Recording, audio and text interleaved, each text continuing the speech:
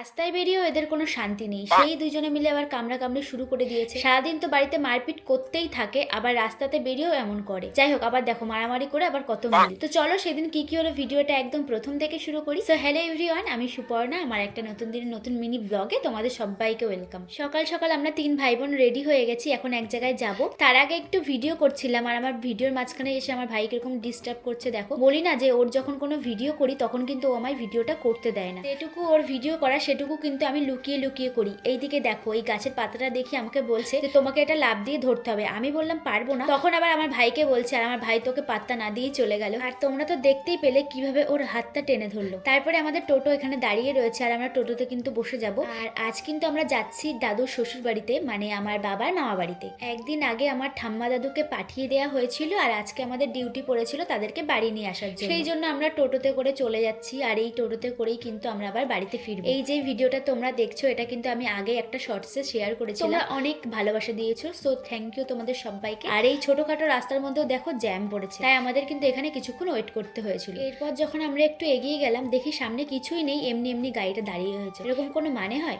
এইদিকে দেখো আমার ভাই টোটোতে পুরো শুয়ে পড়েছে, যেই দেখেছে আমি ভিডিও করছি অমনি লাফ দিয়ে উঠে পড়েছে। আমরা যেই সময় বাবার মামা বাড়িতে গিয়েছিলাম সেটা কিন্তু জগদ্ধাত্রী পুজোর কয়েকটা দিন আগেই ছিল। তারপরে দেখো আমরা কিন্তু চলে এসেছি, আর এইদিকে এসে দেখি আমার দাদুর কিন্তু খাওয়া দাওয়া হয়ে গেছে। এরপর কিন্তু আমাদের খেতে বসার পালা। আর আমার ভাইদের অবস্থা দেখো, মনে হচ্ছে যেন কত কষ্ট করে এসেছে। তারপর আমার ভাই আর রিন্টু দুইজনের যে কি গল্প, এদেরকে দেখে কেউ বলবেই না যে সারাদিন এরা বাড়িতে মারামারি করে, কিন্তু কোথাও গেলে আবার দুই ভাইয়ের মধ্যে খুব মিল আছে। যাই হোক, আমি কিন্তু আবার অনেকদিন পরেই ঠাম্মির বাড়িতে গেলাম। সেই লাস্ট 2022-এ গিয়েছিলাম, আবার এই 2024-এ গেলাম। প্রায় 2 বছরের বেশি হয়ে গেছে এখানে আসা হয় না। আগে আমি আর ভাই যখন স্কুলে পড়তাম, ডিসেম্বর মাসে এক্সাম হয়ে যাওয়ার পরে যে ছুটিটা হতো, সেই ছুটিটা কিন্তু আমরা এই ঠাম্মিতে বাড়িতে কাটিয়েছিলাম। মা আমাদেরকে নিয়ে এখানে আসতো বেড়াতে। যাই হোক, চলো এবার খেতে বসা যাক। আর আজকের মেনুতে কিন্তু অনেক কিছু ছিল। প্রথমে ছিল লাল শাক আর উচ্ছে আলু ভাজা। উচ্ছে আলু ভাজাটা আমি খাই না, সো সেটা কিন্তু আমি নিইনি। তারপরে ছিল লাউ চিংড়ি আর টক ডালও ছিল, যেটাও আমি নিইনি। আর মাছ করেছিল, আর এখন যদি আমি মাছটা না খাই তাহলে খুব মান সম্মানে পড়ে যাবো, সেই জন্য কিন্তু